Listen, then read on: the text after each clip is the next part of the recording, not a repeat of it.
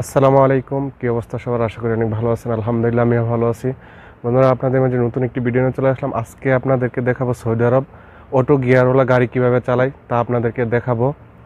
যদি আপনারা এইগুলা জানা থাকে তাহলে খুবই তাড়াতাড়ি গাড়ি চালানো শিখতে পারবেন। তো চলুন আজকে আপনাদেরকে দেখাই সৌদি আরবের অটো গিয়ারওয়ালা গাড়িগুলো কিভাবে চালাতে হয়।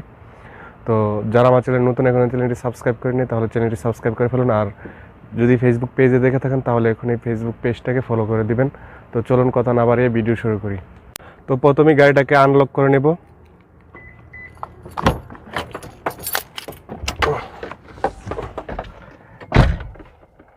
তো গাড়িতে বসলাম। তো এখন চাবিটা লাগিয়ে নেব। এই তো গাড়িটা স্টার্ট দিয়ে দিলাম।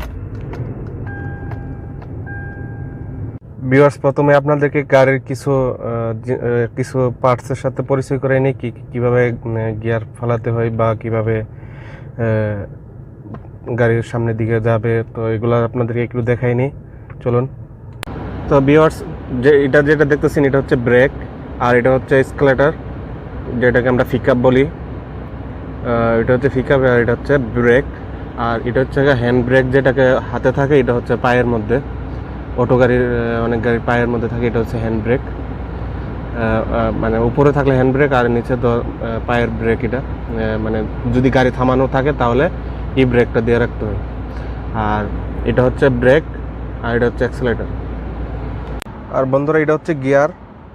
এটা দেখতেছেন এখন পি এর মধ্যে আছে পার্কিং, আর হচ্ছে রিভাইস পিছনে, আর এটা হচ্ছে নিউট্রাল, কোনো যেখানেই না মধ্যস্থলে। আর এটা দেখতেছেন plus HD minus S minus D. তো এখানে আছে এখন পার্কিং, এখানে আসলে হবে রিভাইস পিছনে, আর এখানে আসলে হবে নিউট্রাল, আর এখানে আসলে হবে ডি মানে সামনের দিকে যাবে। আর এখানে আসলে আপনার যদি এক গিয়ারে দুই গিয়ারে চালাতে মন চায় তাহলে চালাতে পারবেন। এটা হচ্ছে এইভাবে। আর গিয়ারটা ফালানো, অটো গাড়ির গিয়ার ফালানোর সিস্টেম হচ্ছে প্রথমেই ব্রেক প্রেস করতে হবে। প্রেস করার পরে তারপর এটা টান দিতে হবে। টান দিলে এখন আছে রিভাইস পিছনে যাবে, আর এখন আছে নিউট্রাল, কোনো জায়গায় যাবে না। এখন সাইডে দিলে কোনো জায়গায় যাবে না, মানে মানে নিউট্রালে আছে। আর এখন হচ্ছে ডি, সামনে যাবে। তো ব্রেকে যদি পাড়া না দেওয়া হয় তাহলে গিয়ার পড়বে না, সামনের দিকেও যাবে না, পিছের দিকে যাবে না। তো বন্ধুরা, এখন দেখেন আমি রিভাইস আর এর মধ্যে দিছি। রিভাইস এখন গাড়ির পিছনের দিকে যাবে। এই যে গাড়ি পিছনের দিকে যাচ্ছে। এখন যদি আমি আবার ডি এর মধ্যে দেই তাহলে গাড়ি সামনের দিকে যাবে। এখন দিয়েছি ডি এর মধ্যে। আর ডি এর মানে ব্রেকে পাড়া রাখার পরে তারপরে গিয়ার ফালাতে হবে। গিয়ার ফালানোর পরে ব্রেকটা আস্তে আস্তে ছাড়তে হবে, একদম একবারে ছাড়া যাবে না। আস্তে আস্তে ব্রেকটা পাড়া রাখতে হবে, তারপর ছাড়তে হবে। তো এখন যদি আমি সামনের দিকে যাইতে চাই তাহলে এখানে ডিএ দেব। ডিএ দেওয়ার পর ব্রেকটা হালকা করে ছাড়বো, আর সামনের দিকে, এই যে সামনের দিকে যাচ্ছে।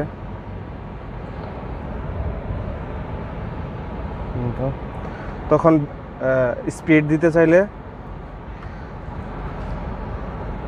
এখন ব্রেক এসকেলেটরের মধ্যে চাপ দিতে হবে। চাপ দিলে গাড়ির সামনের দিকে যাবে।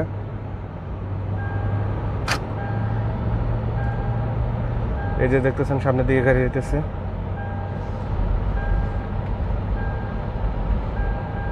আবার যখন পার্কিং বা থামানোর জন্য তখন ব্রেকের মধ্যে, তখন অ্যাক্সেলেটর ছাড়ে ব্রেকের মধ্যে পাড়া দিতে হবে। ব্রেকের মধ্যে পাড়া দিয়ে বসে থাকতে হবে, থামাতে হবে ব্রেকের মধ্যে। তারপরে হচ্ছে এখানে গিয়ার চেঞ্জ করতে হবে। যদি পার্কিং করি তাহলে এখানে পি এর মধ্যে দিয়ে রাখতে হবে। আর যদি একটু অল্প সময়ের জন্য দাঁড়ায় থাকি তাহলে দিয়ে থাকবে, ব্রেকের মধ্যে পাড়া রাখলেই চলবে, আর কোনো কিছু করতে হবে না, ব্রেকে পাড়া রাখলে চলবে। তো এভাবেই অটো গাড়ির বেসিক কিছু নিয়ম। যদি এগুলো জানা থাকে তাহলে খুবই তাড়াতাড়ি গাড়ি স্টার্টিং ধরতে পারবেন। তো দেখেন আমি আরেকটু গাড়ি চালাই। এই যে দিয়ে দিলাম, এখন ব্রেকে পাড়া আছে, তখন ব্রেক ছেড়ে অ্যাক্সেলেটরের মধ্যে পাড়া দেব, তখন সামনের দিকে গাড়ি যাবে।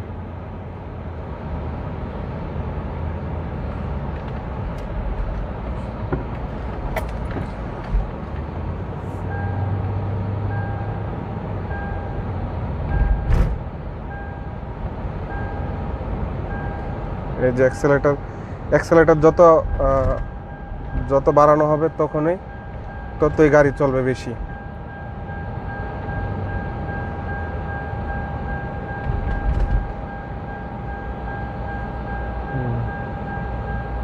আর বন্ধুরা যদি পিছে নিতে চাই, তাহলে গাড়ি পিছনের দিকে নিতে চাই, তাহলে আর এর মধ্যে দিয়ে সেম সিস্টেমে ব্রেক পাড়া ছেড়ে অ্যাক্সেলেটরের মধ্যে পাড়া দিতে হবে। অ্যাক্সেলেটরের মধ্যে পাড়া দিলেই পিছনের দিকে গাড়ি যাবে।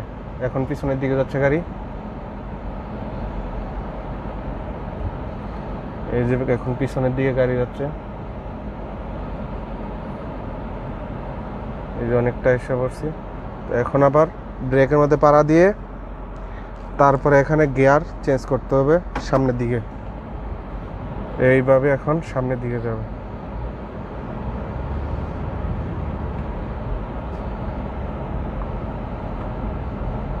এই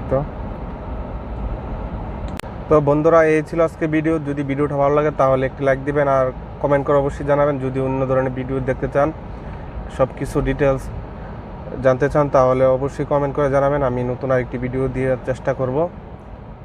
তো ভালো থাকেন।